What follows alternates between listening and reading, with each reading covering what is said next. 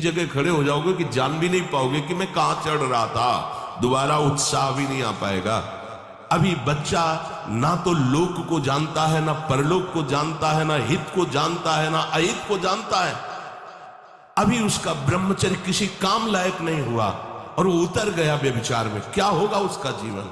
अगर आप वाणी में संयम में रहते हैं ना, वो और भजन करते हैं और सत्य बोलते हैं, तो आप जो बोलेंगे वही होगा। श्रवणेंद्री से गंदी बातें सुने, वाणी से गंदी बातें बोले, रसेंद्री से गंदा भोजन करें और सोचे ब्रह्मचर्य रह जाएंगे, तो बिल्कुल नहीं, कदापि नहीं। ब्रह्मचर्य कोई खिलवाड़ नहीं है। अब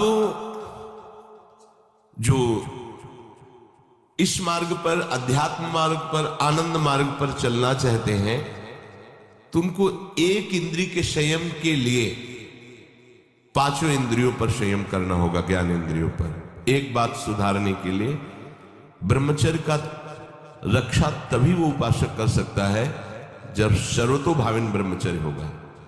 एक जनेन्द्रीय के ही ब्रह्मचर्य की पुष्टता का जब आप लक्ष्य कर लोगे, तो उसकी पुष्टता के लिए आपको सर्वतोभावेन ब्रह्मचर्य धारण करना पड़ेगा। सर्वतोभावेन नेत्र का ब्रह्मचर्य, जो नेत्र किसी को भी देखकर भोग कामना कर लेते हैं, भोग बुद्धि से देखते हैं वस्तु को, व्यक्ति को, किसी को भी, ये नेत्र से व्यभिचार हो रहा है। इसीलिए सावधान रहना चाहिए। जैसे नाटक, सिनेमा आदि है, वहां तो जान रहे हो चित्र हैं, पर उनमें जो अभिनय करने वाले जन हैं वो तो संसारी जन ही है ना। उनका पहनावा, ओढ़ावा, हाव भाव, अंग प्रत्यंग, अगर आप भगवत भाव से युक्त है तो संपूर्ण सृष्टि में कहीं भी दृष्टि जाए अपने प्रभु की भावना होती है। पर वहां तक पहुंचने के लिए आपको ये त्यागना होगा ना। आप किसी का अनुकरण न करें, आप अपनी स्थिति को देखें।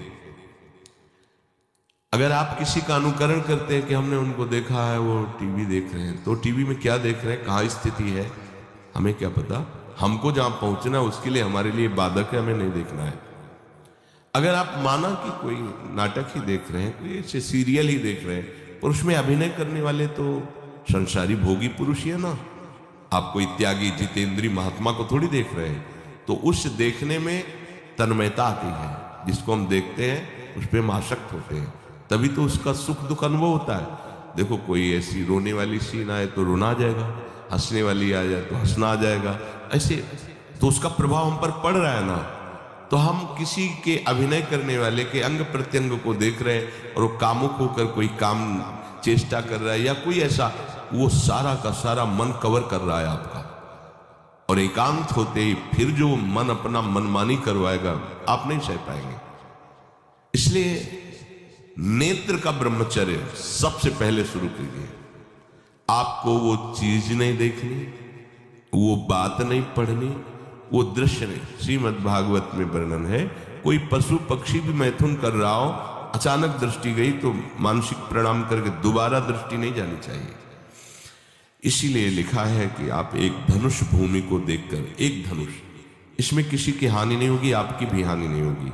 आप एक धनुष भूमि देख करके ही चलिए। मतलब बहुत लंबी दूरी देखने की जरूरत नहीं है, बहुत दृष्टि उठा करके इधर उधर गर्दन हिलाने की जरूरत नहीं है। और जैसे कि कोई टक्कर मार सकता है, तो देखो जिनको प्रारब्धानुसार टक्कर लगनी होती है ना, वो चाहे जितनी सावधानी से चलो, वो प्रारब्ध आकर के दंड देता है। अन्यथा